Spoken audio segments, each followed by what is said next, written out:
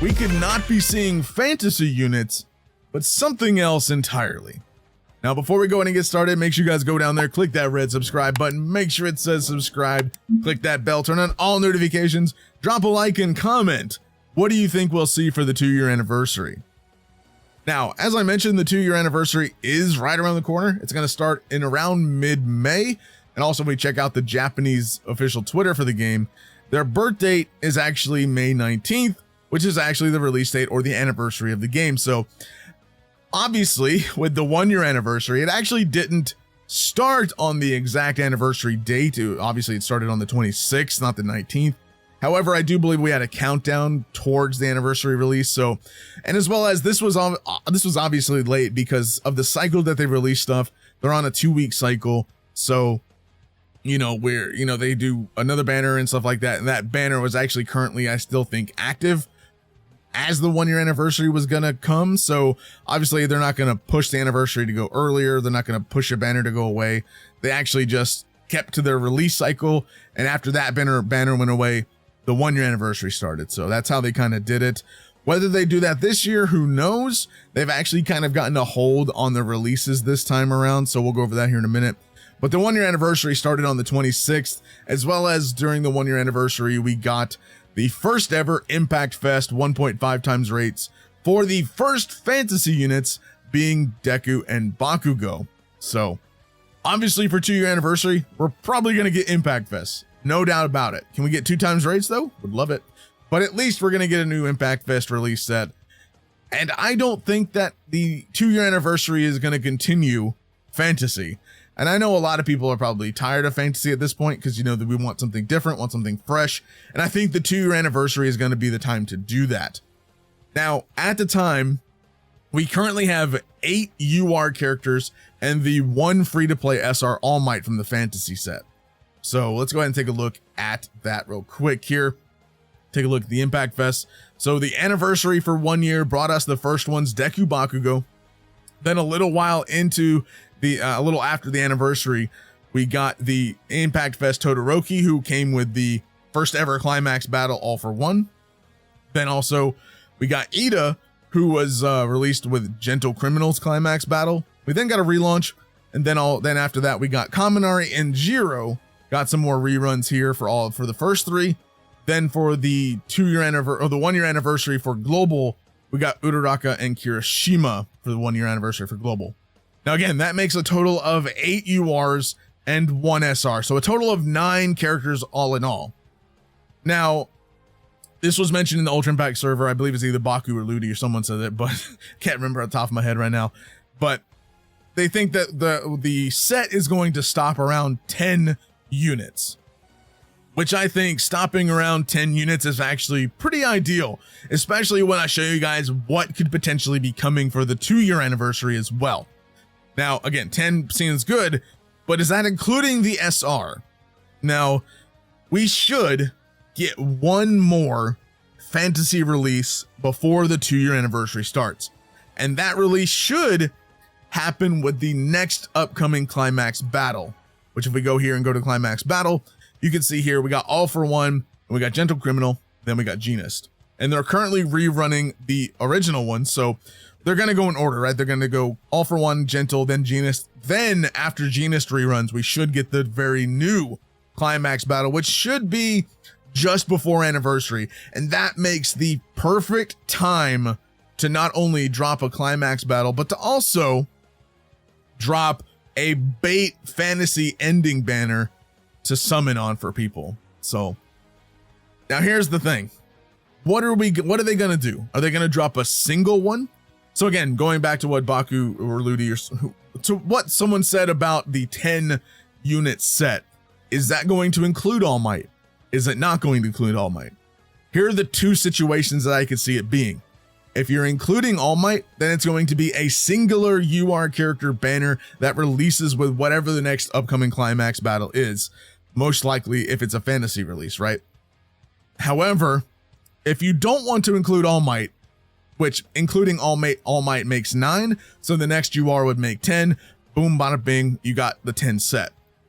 If they don't include All Might, because it is an SR, if they're going based off of UR characters as the count, then the next climax battle that releases, the new one, if it's going to release with an Impact Fest, then that'll be a dual UR Impact Fest.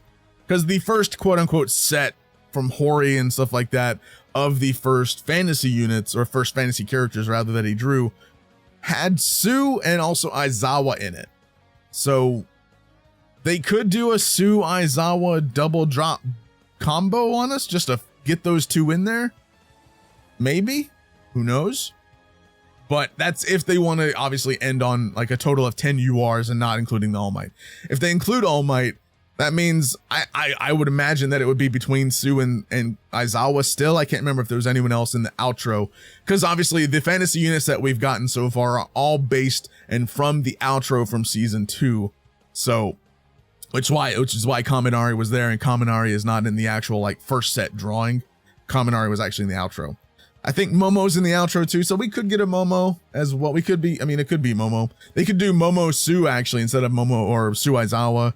I do think Aizawa would be pretty good. We haven't gotten a new Aizawa in quite a while, so I think that would hold us over for fantasy if they do Aizawa. However, we'll talk about Aizawa in a minute here as well. But again, so my thought process is 10 character set. If they include All Might, then that's 9 already. So that means we're going to get one more potentially before anniversary to finish off the fantasy set. Or if it's not including All Might, then we're going to get a dual UR release.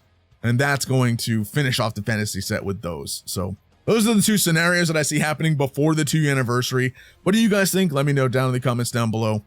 However, for anniversary, I think many would agree at least that, we're kind of, fantasy's kind of, can we do something else, please? Something else would be fantastic at this point, right? Actually, I think we're all kind of tired of the fantasy stuff, which is all cool. They're cool units. I love the fantasy sets that we've already gotten.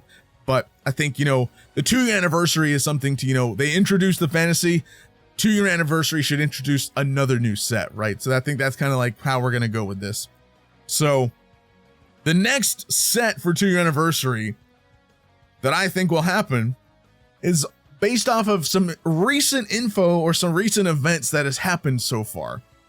And that is the Touhou Animation Store dropped a little trailer PV. And it says a special PV video with the newly drawn visual, I believe that says Hori, has been released. 5 new characters such as Bakugo will appear in a steampunk style visual based on the cover art of the original episode 293, or I think that's the manga. But so they released a trailer. We're going to watch the trailer here in a second, but they are starting to license, because this also is a store. This is for merch. They created this PV to sell merch related items, right? So that's what that's for. So obviously, but with merch comes licensing. Obviously, for licensing for Ultra Impact, they actually have to go through Touhou, more or less. So that has to obviously all go through Touhou. If Touhou is promoting this steampunk set merch stuff, what another better way to make more money off of this steampunk while it's being promoted in merch and stuff like that than to make it into the Ultra Impact units? To me, that sounds very likely. Again, because they're throwing licensing around to get all this stuff done, right? So that makes it to where steampunk is very much possible because of the licensing that's going on right now. So let's take a look at the trailer and just see what it's all about.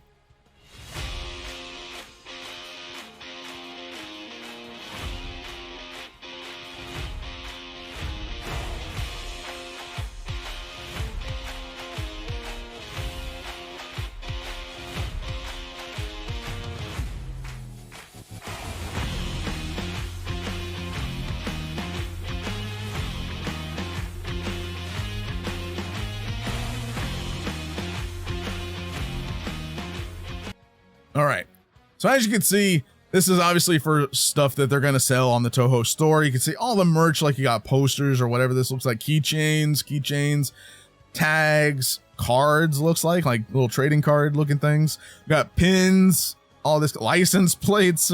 That's cool. Is that their birthdays actually on the license plate? I think it is. I think it should be. But either way, a lot of merch that they're going to be selling with steampunk now. And again, that means that licensing is going around. Also, I mean, just look at, they're all drawn. These aren't sketches, right? These aren't like, you know, Hori just drawing up some sketches and be like, yo, look at this. This is cool, right?